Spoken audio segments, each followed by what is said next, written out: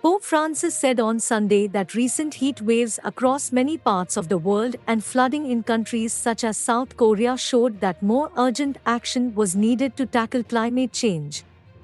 Please, I renew my appeal to world leaders to do something more concrete to limit polluting emissions, the Pope said at the end of his Angelus message to crowds in St. Peter's Square. It is an urgent challenge, it cannot be postponed, it concerns everyone. Let us protect our common home, the Pope added. Francis has called on the world to rapidly ditch fossil fuels and made the protection of the environment a cornerstone of his pontificate. He noted in his landmark 2015 Laudato Si, Praised Be, encyclical that the planet was beginning to look more and more like an immense pile of filth.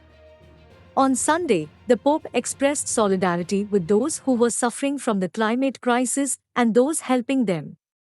Parts of the southern United States have baked in a record-breaking heat wave, while extreme temperatures have also been recorded in China and southern Europe, including Italy and Greece.